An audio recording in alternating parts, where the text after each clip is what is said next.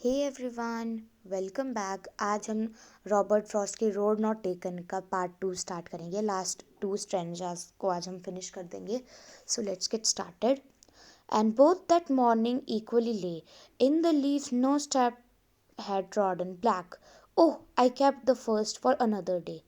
Yet knowing how ways lead to the way, I doubted if I should ever come back.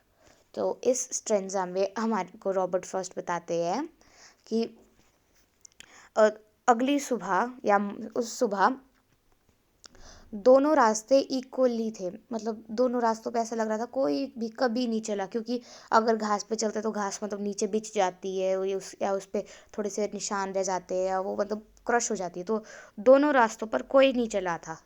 No buddy has walked on them. So अब Robert Frost बोलते हैं तो मैंने पहला वाला रास्ता किसी और दिन के लिए छोड़ दिया, पहली वाली ऑप्शन किसी और दिन के लिए छोड़ दी। पर मेरे को अभी ये नहीं पता था कि ये रास्ता मुझे कहाँ ले जाएगा, मैं कभी इस पॉइंट पर वापस आऊँगा नहीं आऊँगा, कि मेरे को फिर से सामने यही दो ऑप्शंस मिले। पर तब भी मैंने पहला रास्ता किसी और दिन के लिए छोड़ दिया। I shall be telling this with a sigh. Somewhere, ages and ages hence, two roads diverged in a wood, and I took the one less traveled by, and that has made all the difference.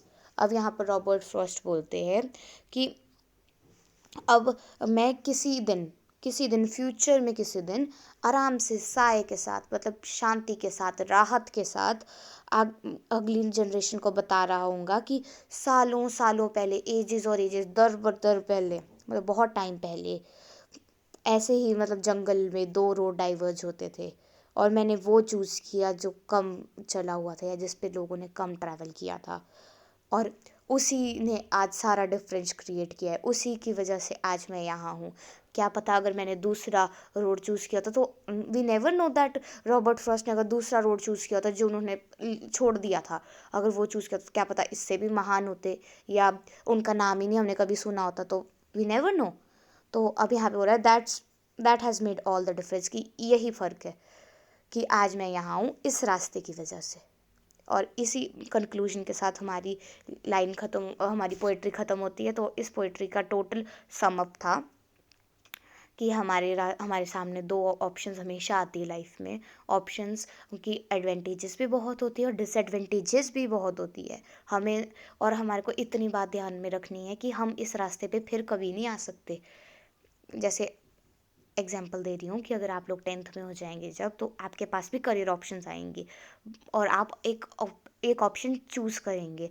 But ऐसी बात नहीं है कि अगर आप ने कोई गलत ऑप्शन चूज़ कर लिया अपने हिसाब से, जो अब आपको ठीक नहीं लग रही फ्यूचर में चल के, तो आप उस पॉइंट पे फिर से नहीं आ सकते 10th में कि अब मैं दूसरी ऑप्शन चूज़ करूँगा, या अब मैंने मेडिकल कर लिया मैं नॉन मेडिकल करूँगा, या मैं पहले नॉन मेडिकल कर लिया मैं मेडिकल करना चाहता हूँ। तो वो आपकी सोच समझ के ऑप्शंस होती है। तो यही कहना चाहते हैं कि हाँ, सोच समझ के कोई भी ऑप्शन चूज़ करें अपनी लाइफ में, और जो भी आपने ऑप्शन चूज़ करें उस पर प्राउड फील करें, जो लास्ट में रॉबर्ट फ्रॉस्ट ने खुद किया कि हाँ, मैं जहाँ हूँ मैं उस रास्ते की वजह से हूँ। तो प्राउड फील करें अपने ऑप्शंस पे। ओके।